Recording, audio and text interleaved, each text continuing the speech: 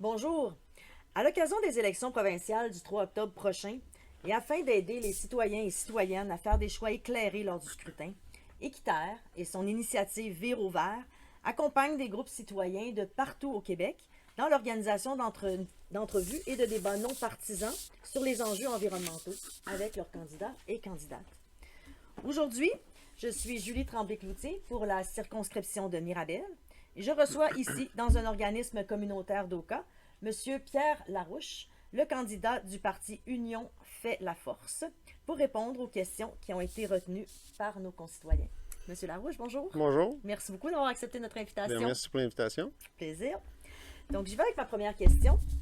Avec le développement urbain, la densification, l'arrivée du REM dans notre MRC, comment comptez-vous assurer la protection des milieux naturels? En fait, ce qu'on pense, c'est décentralisation des grandes décisions pour les projets comme celui-là.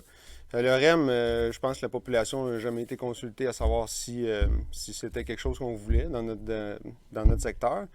Maintenant, bon, il est en construction, il est là. Mais nous ce qu'on demande, c'est vraiment ce qu'on veut, c'est d'aller vers la population et puis de demander de leur avis sur des décisions comme celle-là, justement. Fait que c'est comme ça que je pense qu'on peut prendre des bonnes décisions.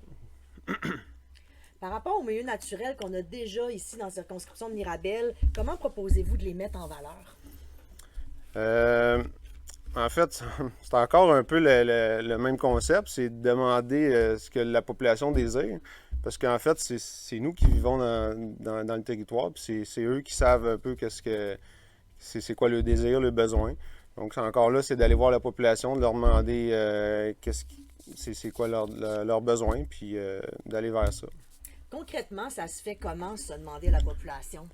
Ben, c'est de sortir dans les rues, aller parler avec les gens, être sur le terrain, puis faire des signatures. Si on a des feuilles à faire signer pour des projets, pour les mettre en place, ben ça prend, mettons, tant de nombre de signatures. Donc, on va rencontrer les gens, on va se promener dans les rues, puis on va s'informer comme ça. OK, intéressant, merci.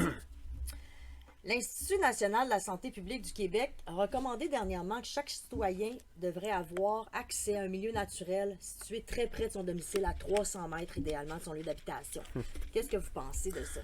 Ben, en fait, je trouve drôle la question parce que, tu sais, la nature fait partie de notre vie, donc c'est pas quelque chose qu'on a besoin d'études pour savoir qu'on a besoin de la nature. En fait, on a besoin de la nature, c'est pas une question à se poser. Fait que, dans le fond, faut juste préserver nos milieux naturels puis faire des actions concrètes pour en avoir le plus possible. Vous, ça serait quoi une action concrète que vous auriez à proposer? Ben, arrêter de vendre nos terrains aux grands promoteurs, aux grandes compagnies, puis c'est de les préserver, puis de faire des choses, faire des projets communautaires ou juste de les protéger pour qu'on puisse vivre en harmonie avec la nature. Justement, j'ai une question là-dessus directement, parce que plusieurs citoyens de quatre de nos municipalités ici, Deux-Montagnes, Sainte-Marthe-sur-le-Lac, Saint-Joseph, Pointe-Calumet, se sont unis pour présenter une pétition pour stopper la destruction des derniers boisés qui sont en ce moment là utilisés par à peu près un seul promoteur. Ouais. Si vous êtes élu, comment vous pouvez aider vos électeurs là-dedans? Ben, c'est de continuer de faire des actions comme celle-là, puis pour le peu qui nous reste de nature, en fait, c'est de continuer de mettre de la pression sur ces promoteurs-là, puis de collaborer avec la municipalité, les municipalités, puis de continuer de faire des actions avec les gens, le peuple. Justement, vous me permettez de faire un petit peu de chemin sur ce dont on jase là, c'est-à-dire la difficulté ou en ce moment le fait que la fiscalité des municipalités ne tient qu'à la taxation. Donc, c'est sûr que c'est tentant pour eux de vouloir développer du territoire. Mais comment on fait pour balancer ces deux besoins-là, là, de construire des habitations puis d'avoir des taxes pour offrir des services aux citoyens? Ben, je pense qu'avec les municipalités, premièrement, une meilleure gestion budgétaire, je pense que déjà là, on ferait un grand pas, là.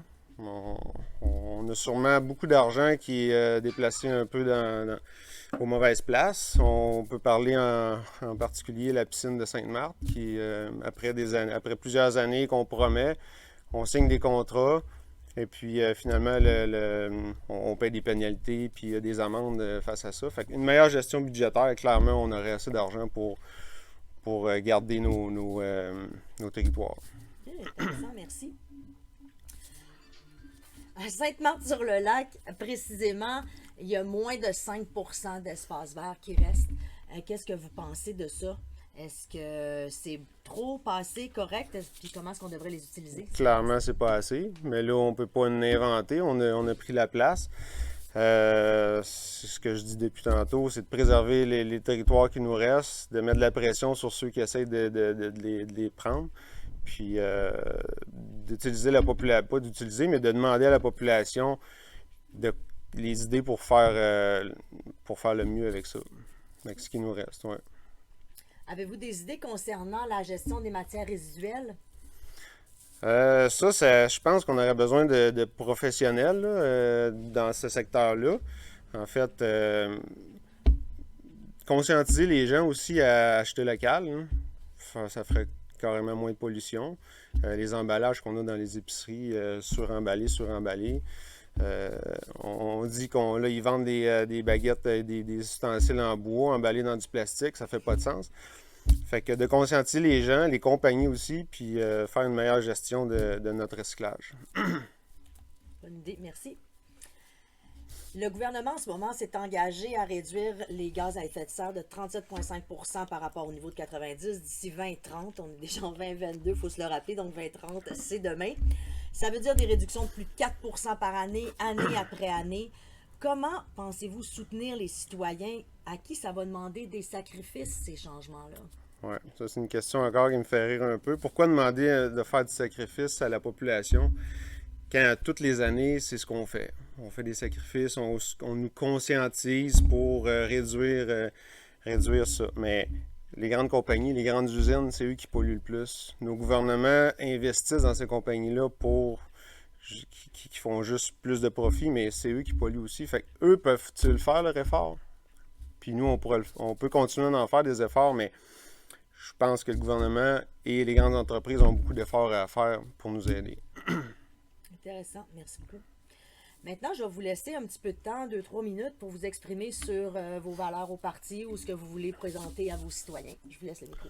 Oui, en fait, nous, ce qu'on dit chez l'Union fait la force, c'est de consulter la population, un peu comme que j'ai dit, pour les mettre au cœur des décisions, d'aller sur le terrain, de consulter les gens, de promouvoir ce qui est toute la communauté, l'entraide communautaire, créer des jardins communautaires, créer des cuisines communautaires, faire du partage entre entreprises, donc s'entraider.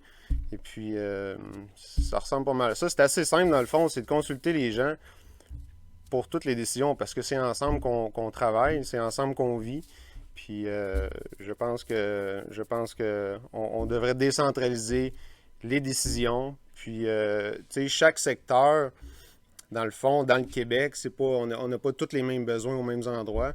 Donc c'est d'enlever, de décentraliser le pouvoir pour le ramener dans les secteurs, dans les municipalités, puis dans les MRC. Donc c'est un petit peu ça qu'on veut faire.